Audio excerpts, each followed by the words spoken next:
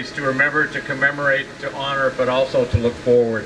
I'm going to keep this very, very brief because you all have something very important to do.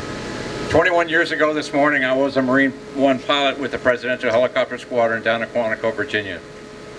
My 9/11 experience can be boiled down to three words: shock, rage, and resolve. Part one, I'm going into work in the morning. I stop at the barber shop to go get my hair trimmed. I'm in the chair of my buddy RB, my barber. Has got the TV on like always. The first plane has flown into World Trade and we're having that discussion. And while I'm sitting there in the chair, the second plane flies into the second tower. And that's when you know, right? And to his credit, RB, my barber, knew what I did for a living, and he said, "You need to go, don't you?" And I said, "Yes, I need to go." The next thing I did was fly a helicopter from Quantico up into the DC area, which is normally a very routine flight. On our way up there, we checked in with the tower, and there was silence on the radio because you remember all commercial traffic had been grounded. But we still had traffic coming in from overseas. So I was listening to some other frequencies, between conversations between controllers on the ground and the unmistakable sound of fighter pilots on oxygen masks, having conversations that you do not hear outside of combat. And as we turned the corner to fly up the Potomac, we could see the smoke rising from the Pentagon. And at that moment I turned to my co-pilot and I said, "This is happening here." Part two is on September 14th, we flew the president to Manhattan so that he could visit Ground Zero. We landed at the Wall Street pad, which is on the East River. He got on the motorcade and left.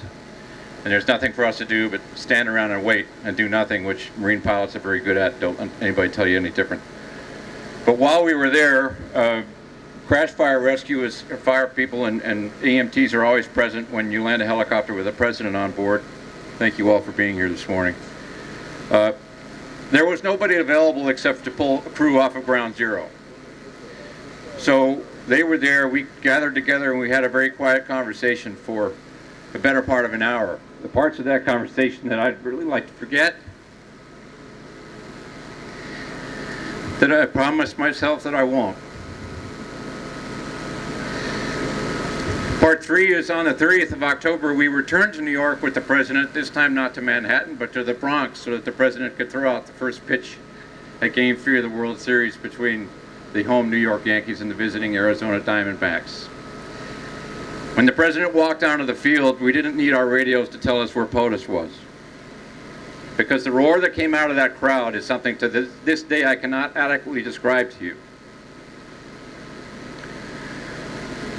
Those 55,802 people were a community as one at that very moment.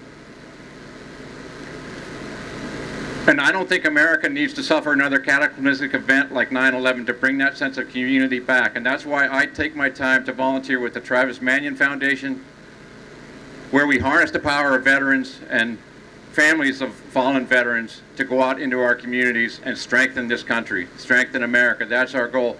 Travis Manion Foundation and countless other organizations are doing that work every day. And you being here today is how we do that. None of you needed to be here today. Yet here you are with your testimony in the rain. If not me, then who? Thank you very much for being here this morning. And Semper Fidelis.